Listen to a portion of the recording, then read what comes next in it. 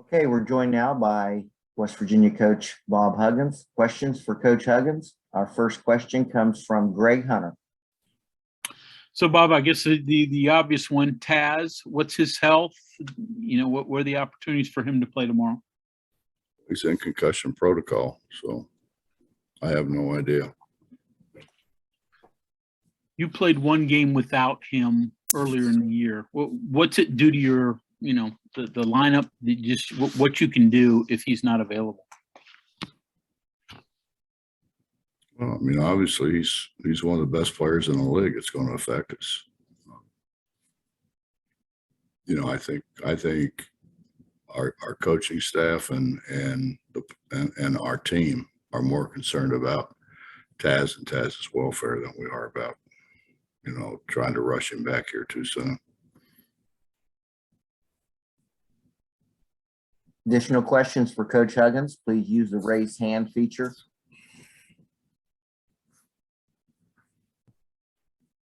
Justin Jackson.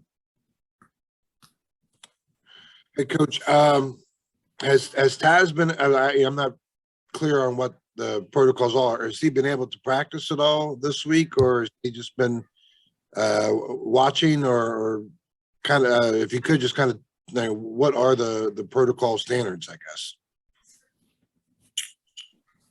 Just honestly, I don't know how much or if anything I can say about that. Okay. I haven't been involved. That's our medical.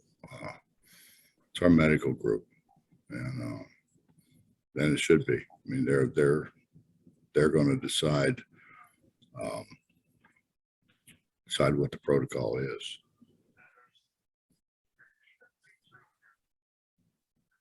Justin, do you have a follow-up? Well, I was just gonna say, I'm guessing then that he has not practicing this week, or He's been in concussion protocol all week. oh, okay. Mike Kazaza. Bob, I'll ask carefully here, but I know there's a process after a game where you can submit things to the league and register your discontent. Have you heard anything about what had you so upset after Tuesday's game? No, I have not.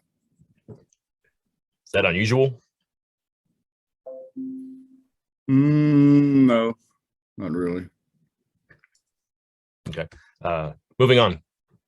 What changes with your prep or the other side when you begin to see teams for the second time in the round robin of the conference? Well, we've seen them a lot because you see them on television. They see us on television. Mike, we try the best we can possibly do to get our guys ready to play against whomever that we're going to play. And obviously that changes from game to game. We're trying, we've got some freshmen that I think can be really good players and really good players here. And certainly trying to get them some playing time has been a priority for reasons you can figure out. We'll go back to Greg Hunter. So, Bob, follow up with those freshmen. I mean, you're starting to get more time for Seth Wilson. Kobe's sort of been part of it for a while. What do you see out of them? Jamel King as well. What have you seen out of that freshman group that leads you to think that they can start to contribute a little bit? Well, I think more than that, I would like to see them be players for years to come here. Mm-hmm.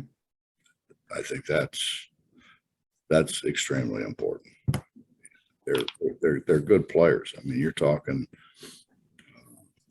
two of the best players out of Ohio. You're talking about a kid from Great Britain who just gets better and better every day. And I don't know that we have anybody that shoots the ball as well as Jamel does. I mean, Jamel, in a way, it kind of reminds me a little bit of like, I guess, Harris. Back in the day, he's a 6 foot, 5, 6 guy who can step out on the perimeter and really make shots. Greg, your hand's up. Do you have a follow-up? I didn't. If somebody else has something, go ahead. Okay, the board is cleared. There, members of the media, please use the raised hand feature. We'll go to Ryan Pritt of the Charleston Gazette. Hey, Bob, kind of going back to Mike's question about playing someone for the second time. How has Texas Tech evolved, changed, improved since the first time, if at all? Is there anything different you have to prepare for this time around? Probably Shannon. Shannon was just cleared, I think, to play shortly before we played them. And he played, but I'm sure with the number of reps that he's gotten between then and now, he's gotten progressively better and more comfortable. Taz aside, I know last week you were really happy with your guys in practice. Has that kind of continued with everyone else, or are you guys still practicing at a high level, you think, this week?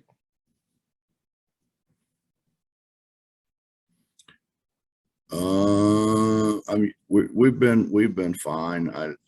You know, it's difficult when you lose a player of Taz's abilities, you know, and now you're trying to and really don't know what's going to happen. You know, being in protocol, we don't know what's going to happen. So you're trying to juggle some people, move some people around, you know, look at different things to see what gives us the best chance to try to win. John Antoni. Hugs, they shot a bunch of free throws against Texas on Tuesday, and they shot a lot against you guys. Is that a big concern?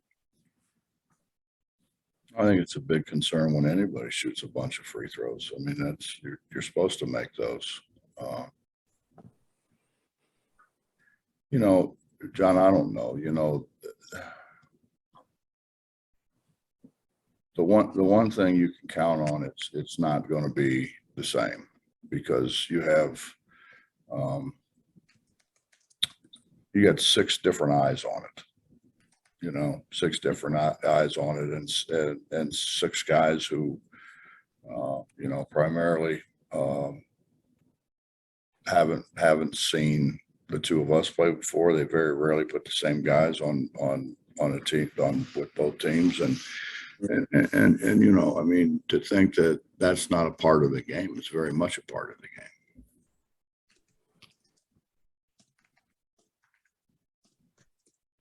Next question comes from Bob Hertzel. Yeah, Bob. How do you frame the situation you're in now to your team? I mean, you know, they make movies about this. Team with back against the wall, star player out. Someone either has to step out, or he has to, you know, get better fast. How do you frame the game and the rest of the season from here on out to your team? Bob, I don't think we know. We you know, obviously you never know who's going to be available when. We could have a sprained ankle. We could have a broken hand. We could have, you know, virtually anything throughout the course of the season. You got to work with the guys that you have there, and try to get those guys as ready as you possibly can. Cross your fingers that, you know, if you have anybody out, that they come back. I mean, if you think back, I mean, that happened to us in the Final Four run. We lost Joe Mazzulla early. We had 1 point guard in Truck Bryant, and then Truck broke his foot, you know, and thank the Lord that Joe healed up and we played Joe, or we had no point guard. We had one heck of a team without a point guard, and so you never know those things. Bob, do you have a follow-up? No, that's okay. Okay, we'll go You did back. fine. Okay, we'll go back to Mike Kazaza. Yeah, if I could go back to, I guess, my question about playing a team the second time. Do your guys recall game plans better? Is it maybe not as useful because the other team may change? Like you said, Shannon, and maybe that's a guy I didn't prep for as much. Are the games harder? Do they see you better, the other team that is? I'm just curious about the nature of that back end of the second game against the team.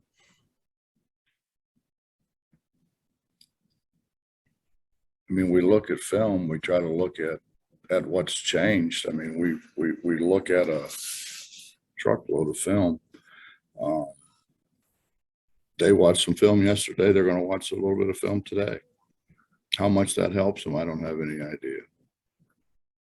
Like, you know, there's so many games on television now, and you know, I don't know who watches them, who doesn't watch them, and which ones they watch. And I mean, that's about as good a prep as you can get if you're really into watching it and look at tendencies. And you know, maybe a guy can't bounce it left-handed, or you know, maybe a guy can't shoot out past the 3-point line. I mean, they can find out, and we've got everything there is to have in a practice facility here in terms of film and scouting and all that. They got to come in and want to watch it. You know, they got to be, and you know, we've had groups that they were in here every day. I mean, every single day. They, you know, you go to do a scouting report, they already knew the scouting report because they really came in and watched and tried to pick out tendencies and try to see where they could be exploited. But that changes, man, from year to year, group to group. Next question goes to Kevin Kinder. Following up on that, Coach, you mentioned earlier this year you weren't happy with the way some of your players had assimilated the scouting report or paid attention. Has that gotten any better, or is what you just said still a message in that regard? It's not what I want, but it's better, but it's not what I want. You know, see, that's this. Everybody wants to talk about the portal, and what you're doing is you're bringing in guys who everybody doesn't do things the same, and we don't do things like everybody else does. So now you bring in somebody who's been 3 years in a situation and kind of have gotten used to playing a certain way, and then all of a sudden you come in for 1 year and now you're not playing that way. I think it's difficult on them. I think it's difficult on the team. But I guess if you don't get in the portal, then you don't have as good of players, and that's a negative as well. John Antoni. The things that concern you, where does this having a third reliable scorer rest in your list of concerns? John, I've got a list bigger than Santa Claus's. So it depends on where you would like for me to start in the list, because there's a bunch. I got you. So it's not 1 or 2 or 3 or 4. No, there's a pretty good scroll of them. Okay. Mike Kazaza. Nah, I'm good. Although Santa's list does interest me, but I'm good otherwise. I said explicitly for you and Herzl because I figure you guys would take that and run. We'll Seems move like we've on. done that. We'll move on to Justin Jackson.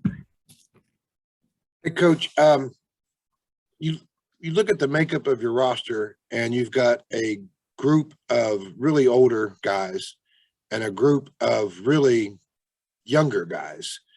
And so with the situation being what it is now and looking to start to play more of these younger guys who, you know, really haven't had probably the opportunity that you've wanted them to have throughout the season, all of a sudden they're getting that opportunity. Is that a tough sell for the older guys who are still there? No, I don't think so. You know, Justin, this whole year has been crazy, you know. Right. And it's forced, at least I believe it has, it's forced some coaches to do some things that probably ordinarily they wouldn't do. And it's I think it's tough on players. I'll give you an example. Seth Wilson committed to us when he was a sophomore. You know, 3 of those guys had been committed to us long before they ever set foot on the floor. And and then everybody wants to talk about this damn portal, you know, and what do I do? Am I supposed to tell those guys, hey, listen, there's some guys in the portal better than you are. You guys probably need to find somewhere else to go. That's happened. It's never going to happen on my watch, but it's happened. And, you know, it's just, it's been a crazy, crazy year. You know, it's, and I mean, you look around and you look, I mean, there's people who brought guys in a week or 2 ago. Right. Which obviously that means they got rid of somebody. I mean, I don't particularly think that's the right thing. You know, for all the BS that everybody wants to talk about, you know, the NCAA and righteousness, that's not very righteous to me. And that rule makes it hard, man. I mean, it makes it hard. You got guys in a program, though. Are you supposed to kick them out? I don't think so. So we're one of the few people, basically one of the few people who have the same guys that we had from the start.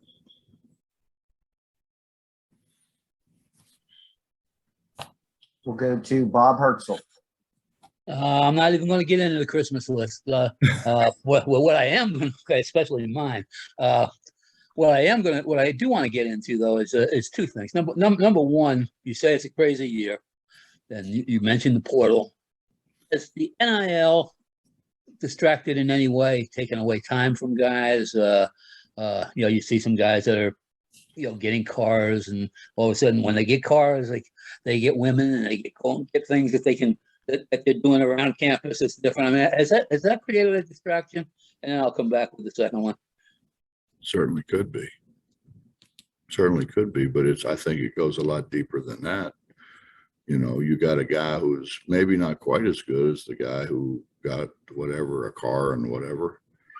He's looking around like, hey man, what about me? I think there's a lot of that goes on. It makes it hard to be a team. Harder. Yeah. I mean, think about this. What if Deuce McBride and Derek came back? They're going to get the majority of those kind of things. Obviously, the people want them on the billboards. People want them in their cars. The people want them. You know, that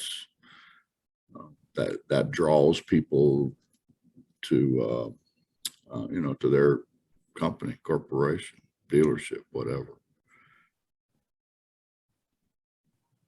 You know, there's probably people that are probably eating hot dogs and never ate a hot dog before because they saw it on television.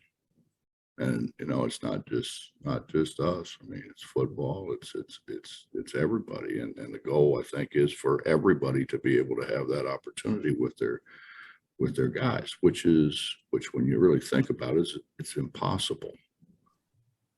You can't get all those football guys a deal. We can't get all of our guys a deal. So what about whomever, you know, any of the other sports? what do you do? You know, it's one of those things, Bob, where we were put in a position that really they had no right to put us in. Unless you don't care. And there are coaches that don't care.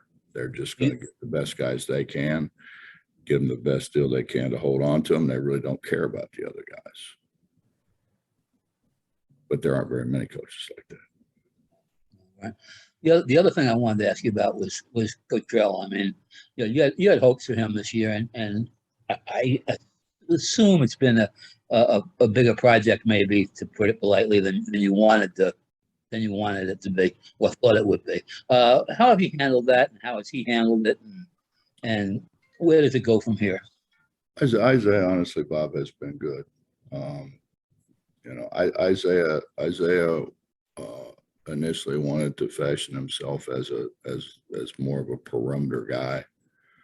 I mean, the reality is that'd be very difficult for him to do at this stage, anyways. Not saying he couldn't maybe grow into it, but not in a year. And, you know, he was a guy who kind of moved around on a perimeter and shot threes, and he's capable. I mean, he hasn't shot it as well as I think he expected to shoot it, nor as well as we expected him to shoot it. But you're not playing high school anymore. You know, you've got big athletic dudes running at you. It's a different game. It's a faster game. It's a more physical game. All things you have to adjust to. Greg Carey. Bob, seemingly if Taz isn't playing, Sean should probably be shooting and scoring more, but he's also going to be drawing more attention from the defense. So how do you, I guess, go about trying to get him high quality shots, you know, when you know he's likely to be the focal point of what the other team is defending around? Well, I mean, honestly, I don't think it's just going to be him. I think Jamel's going to play a part of it. You know, they're the guys that are going to play off the ball more. The guys playing on the ball are playing minutes. They'll continue to play minutes. Justin Jackson. Coach, it seems like you're with the situation being what it is right now, you're sort of caught in between trying to do what's best for the program this year, trying to get these guys to realize the success that they could have, but also still caught with maybe trying to get some of these younger guys, you know, ready for maybe next year, you know, down the road, the year after, that kind of thing. How do you, that's probably a pretty delicate situation. How do you handle that? And you know, how careful, I guess, do you have to be in a situation like that? Well, I think we're in a situation where we need them. You know, there's a huge difference between want and need. You know, you can want something, but you can do without it. If you need something, you pretty much have to have it. You know, it's kind of like the fuel in your furnace. I mean, you could want a better system, right? You need a system. So it's hard, man.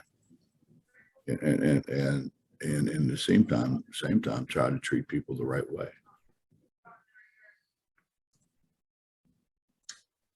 Cameron Gandy. Yeah, Coach, the last time that you guys matched up with Texas Tech, they out-rebounded you by 10, and I know that's something that you've hounded on recently. How important is it to limit those, especially the second chance opportunities against a team who right now is one of the better teams in the nation as far as rebounding margin? Well, the reason we're in the shape that we are is because we didn't rebound it and because we threw the ball to the other team. You take those two things away, we'd have been pretty good. But you can't throw the ball to the other team 10 times, and you certainly can't give up an enormous amount of offensive rebounds.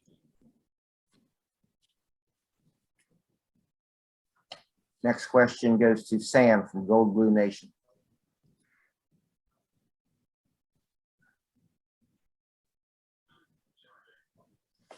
Sam, do you still have a question? Sorry about that. No, I was muted on my computer. Coach, Texas Tech has 5 double-digit scorers, and it seems like every single game they've got a new guy kind of stepping up and bearing the standard of their offense. That's kind of unique in the Big 12, which has, had a lot of stars over the years. Does that make it tougher to game plan, and is it tough to prepare for them the second time around? We just got done playing an Arizona State team an Arkansas team that had a bunch of guys who can score. And then we went from there to Baylor to a whole bunch of guys who can score. So no, I mean, that's pretty much what happens in our league. I mean, you can't put more guys on the floor that can score than what Baylor does. And we were fine then until the end.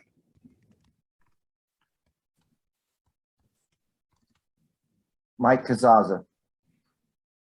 Bob, the losing streak and where you guys are at in the conference, it's you're still very much in the conversation for a postseason bid. Just the reality, do you feel is very far from maybe like the perception of it? It seems like you're optimistic, you feel like you're close, but I think if people just looked at standings and run a play recently, they'd be like, no, probably not. But here you are with 10 games left and a chance to rack up wins and get right back in it. Well, and we could have been even better than that when you think about it, you get a call here and there, we get a rebound here and there. We get a shot that almost went in, didn't go in. We're right there.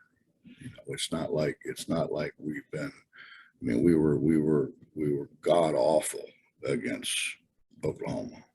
I don't know why. I've repeatedly asked them and they really don't have an answer for me. But the flip side of that is we came out and after the first, 7 or 8 minutes of the first half, we played really hard, not well, but really hard against Arkansas. And I don't think you can play any harder than what we played against Baylor. I mean, I was proud of our guys. And how many times is what happened going to happen?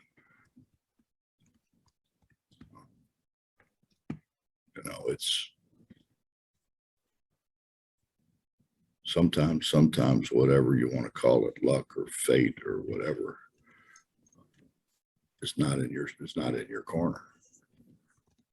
I mean, we get a call in that game, in the Baylor game, who knows what happens. But we did. So you play on. Last chance for any questions on the upcoming Texas Tech game for Coach Huggins. Coach, that's all we have for today. Thank you so much for your time.